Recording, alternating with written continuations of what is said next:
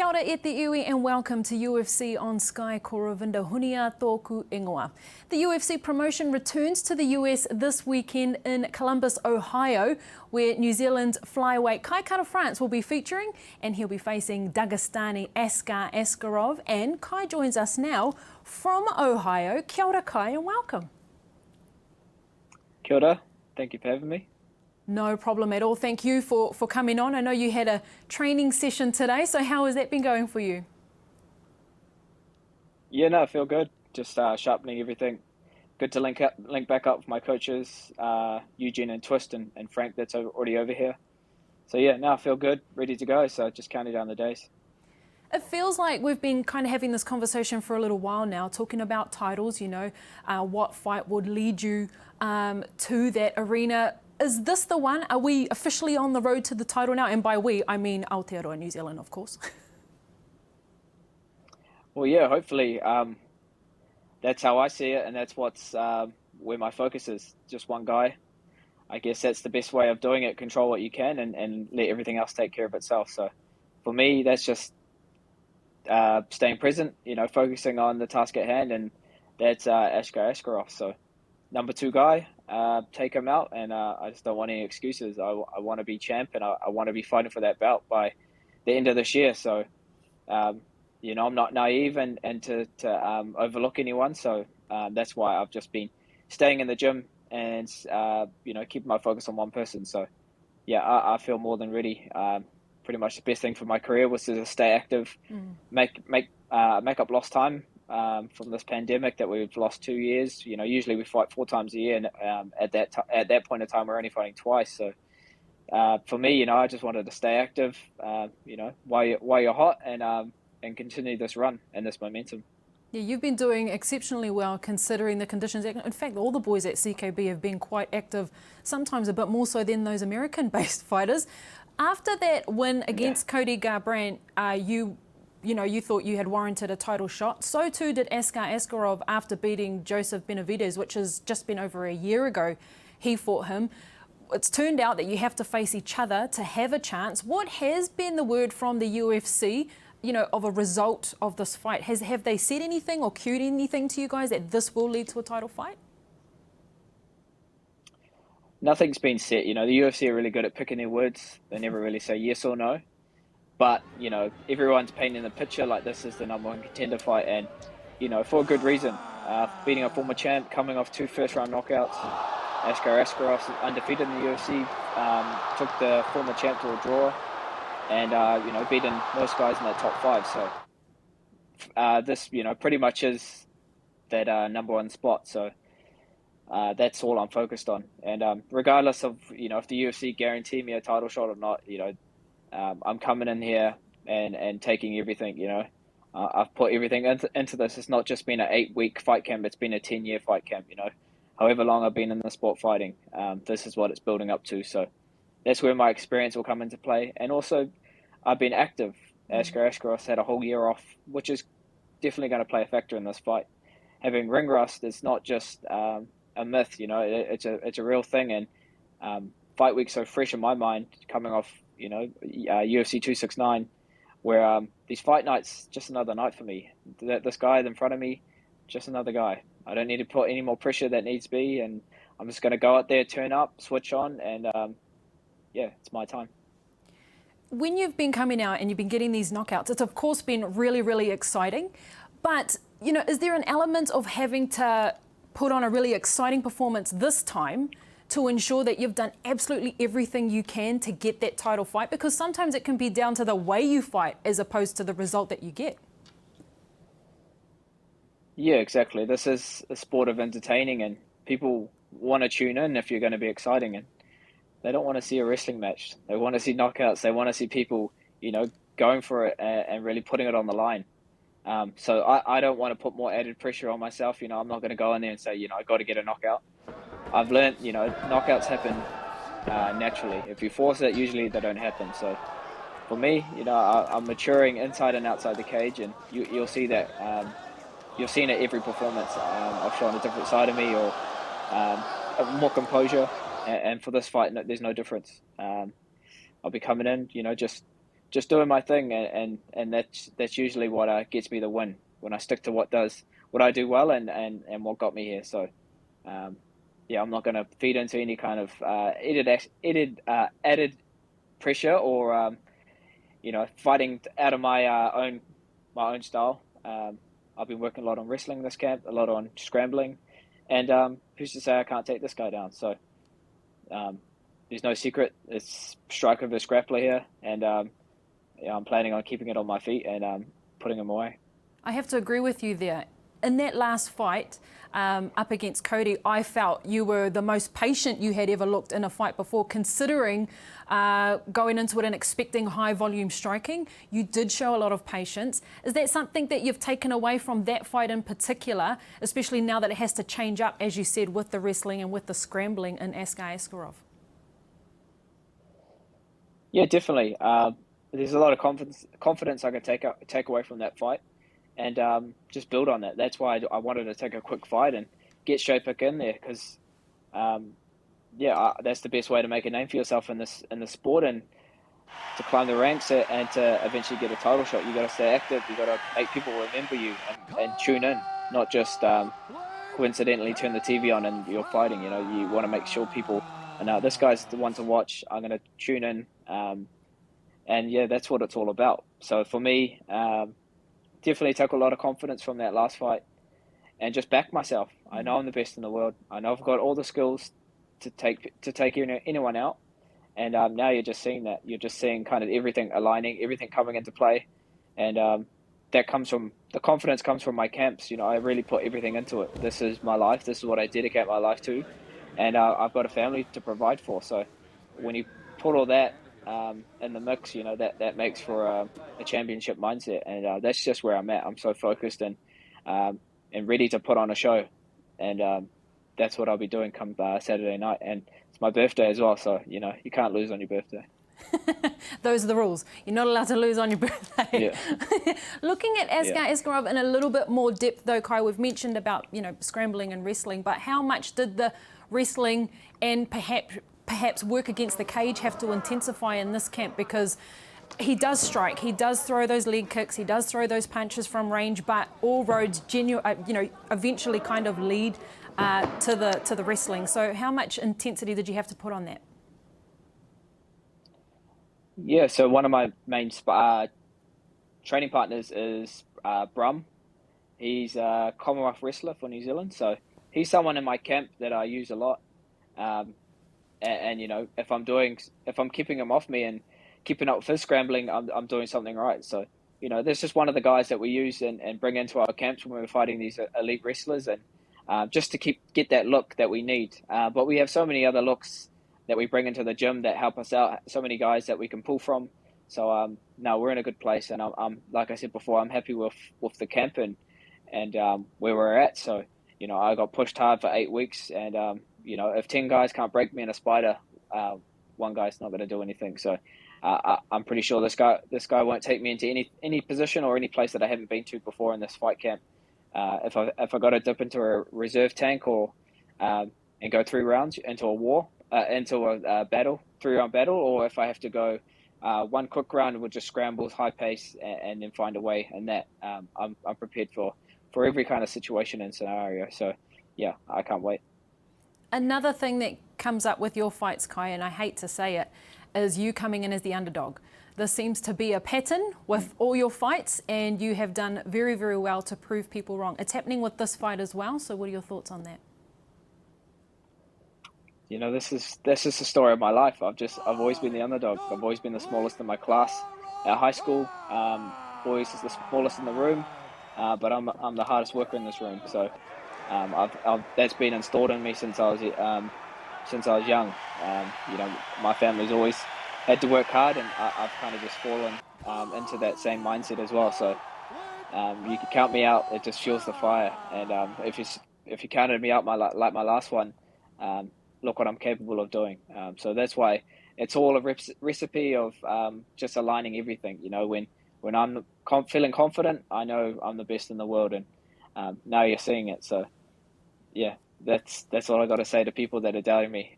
You're just fueling the fire, and just come wait till Saturday. it's going to be one hell of a show. I almost feel inclined to say, please keep doing that, because I know it kind of brings the best out of you. When people doubt you, I think you take it upon yourself to prove people wrong. And this time around, you know, there's less stresses for you. I mean, you don't have to count your family with you this time, because the COVID restrictions are easing up. You're able to leave and come back. So how much has that kind of, you know, relieved you? Yeah, it's just a massive, you know, weight off my shoulders, knowing that I'm only going to be away for a week, away from my family, and having a 1-year-old son and a wife that's back at home. You know, that's just stuff that's taken care of now. I don't need to worry about being away for 6 weeks at a time, or if I'm going to come back home. You know, that it's just something that was so unnecessary. But you know, we're past that now, and we can just focus on stuff we can control. And now that's just the 8-week fight camp, getting to fight week, staying fit and healthy, and you know, having a clear mind. And that's the thing about the fight game. It's so mental that you got to have everything in line. Everything has to be doing well. Your personal life as well as your gym life, and then that's going to make for a great performance. And you know, it's a lot more settled with New Zealand athletes in general. You know, a lot of athletes suffered in these last 2 years, especially fighters from CKB. You know, now we can just focus on the fight. So, yeah, like you said, it's definitely a great place, and let's hope that this is the next step into getting a UFC back in New Zealand. That's what we'd love to see. Or, in fact, perhaps a future title fight in New Zealand. What would you think about that? Yeah, you're just answering my question there. Yeah, exactly. Future title fight, you know, doesn't matter who it is, but I think New Zealand and Australia deserve to have a big card stacked before their home talent. That's what needs to happen. So all in good time, but this is definitely the year for the UFC to do that. So, you know, I've just got to go out there and do my job Saturday, and you know, and see what happens next, and hopefully get a card back here. Yeah, it's exciting to even think about. You spoke about active New Zealand athletes, Kai, and off camera we spoke a bit about how active the boys have been at CKB, with nearly 5 fighters last weekend competing. One of them was Dan Hooker, and he didn't get the result that he wanted in London. I just wanted your thoughts on that fight and how you thought about it. Yeah, it's a tough pill to swallow. You know, Dan's such a you know, a leader in our team. Like, he's our team captain, and you know, it's always hard to watch fights that's you just don't see it going that way. And you know, he fights anyone, anywhere, and he's just no excuses. He'll turn up, make the weight, first time at featherweight in a long time, and fighting a guy that's on an 8-fight win streak. You know, it's hard not to. You have to respect this man, even if you don't like him or you're from a different country. For what Dan's done for New Zealand, and for what New Zealand mixed martial arts and in the UFC, you know, it's just crazy the amount of high caliber fighters he's actually had to verse. So, you know, nothing but respect for him. You know, whatever he wants to do after this, you know, he can live with his head held high, and yeah, he's just a special one that can do whatever he wants. But yeah, it was a tough fight. You know, Allen, he did really well. He recovered from that left hook that dropped. Or was it right hand? Left hook or right hand that dropped him, and just put the pressure on Dan, and never really gave him a break. But people could say it was a pre-stoppage, but it's a tough one because, you know, Dan wasn't answering back. But the one thing about Dan, he's never going to stop. You know, the ref really does have to jump in to stop that fight. Dan's never going to quit, and he's never going to buckle. You know, that's just who he is. Being his teammate for, you know, for all of my career, that's something Dan's always installed in all of us. You know, you just got to fight, and sometimes it's going to be messy, it's going to be ugly, but you got to be able to dip into that. And yeah, it was a tough fight, but I'm sure he'll be back. So. I back him all the time. You know, that's just what we do. We always support the boys and support the brothers. Yeah, agreed. Have you been able to touch base with him at all, or has Eugene and Twist been able to give you an update on how he's going? Because I know he's off to see his family now in Australia, which would be, you know, nice for him. Yeah, no, I haven't spoken to him just because I've been traveling straight away. So, I'm sure he's just soaking up family time and having a bit of downtime. And yeah, he'll be back in the gym. He's one of the guys that he'll have a week off and think about everything, and then he'll be back in the gym like nothing happened and straight back to it. So, um, he's not going anywhere. Even if he's not fighting for a little while, he'll still be in the gym training and helping the rest of the boys. So that's the great thing about our gym. Last week we had 5 guys fighting. There's always someone getting ready for a fight. So that means you're back in the gym and you help them out, and that kind of motivates you to get back in there yourself. So, yeah, it's a great place to be. We got a bit flooded the other day at the gym with the rain in Auckland. I wasn't there to help, but yeah, apparently the gym got a little bit affected, but we're good now. We had a lot of the boys come down and help out some buckets. Yeah, you got out of that one. You got out of that duty to help with the flood. Yeah, I know. Hopefully everything's all right and the boys can get back to the tools, because I can see the mats have been stripped, the mops were out, so hopefully everything can dry out, because it's still looking pretty bad over here at the moment. Yeah, hopefully. I know they'll find a way, or they'll probably end up in someone's garage doing team trainings here. You're going to need 10 garages for the amount of people that go through CKB. Yeah, they'll find a way.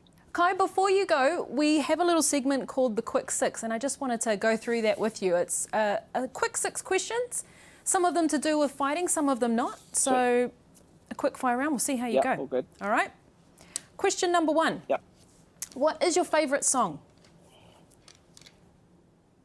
Favorite song, like karaoke song to sing, or Any song. any song? I get if we're going off New Zealand song, I'll just say Scribe, Not Many remix. Yeah. Love that song. What is the most money you've spent on a pair of shoes? Oh, I don't know if I can say this on camera because my wife might get You're going to get in trouble. give me a call. Yeah, so I've got a few. My most expensive, I didn't pay this amount for it, but my most expensive pair is probably worth about 2,500 right now. But I didn't pay that much. I had a plug, what they call it in the sneaker world. So I paid about less than half of that. So That's still a lot of money for a pair of shoes, I'm just saying. yeah. What is your worst habit? My worst habit, I don't know. Worst habit. It's not leaving the toilet seat down. I always do that. Oh, I don't know. I don't really. I've obviously got habits, but I'm not getting called out for them, I guess. So I wouldn't know, but Maybe it's spending too much money on shoes, I don't know. yeah, maybe it might be that actually. We'll say that it's shoes. If you Okay, got it, I've got shoes. enough. I've obviously only can wear one at a time. So Okay, we'll go with the shoes. All right. Do you have any Yeah. pre-fight rituals? Pre-fight rituals. So fight day, usually have like a big breakfast if it's pancakes with Nutella or peanut butter on them. Just something hearty. So my stomach can digest by lunchtime, and then by fight night, I'm feeling good. That's kind of my ritual. Have a big breakfast. I guess that's something I always do, leading up to the fight. Like on the way to the stadium, just jamming New Zealand tunes, kind of gets me in the zone and just makes me relax because I think about home as well as, just staying calm. So like I like to chuck on, Nisha Mystic or Catch a Fire, 660, something that's kind of homely and just gets me, in the right mindset, who I'm representing, for my family and for my friends back home. That's what I like. Nice one. What do you have a fear that perhaps your fans don't know about? Fear, like heights. I don't. So if I'm in a tall building, I would ask for them if I could stay a bit lower on the lower levels, especially if it's got like balconies and stuff. I don't know. It's just something that I've never really liked. Been a big fan of big heights, so I won't be jumping off the harbour bridge anytime soon. Well, Oh, interesting. Very interesting. Okay, finally, Yeah. Kai, finish this sentence.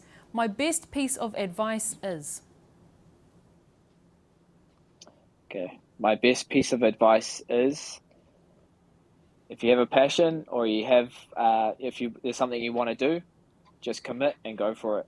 You know, you don't want to live with regret, and you don't want to, be saying woulda, coulda, shoulda, 20 years down the track. So just do it. If it doesn't work out, at least you can say you did it and you put everything into it. So, commit. Great piece of advice and words that you well and truly do live by, Kai. Thank you so much for joining us, and all the very best for the weekend ahead. Appreciate it. Thank you. Hope everyone back home is doing good, and appreciate all the love and support and all the messages I get on Fight Week. I read them. So if I can't get back to you, but yeah, thank you, and enjoy the show.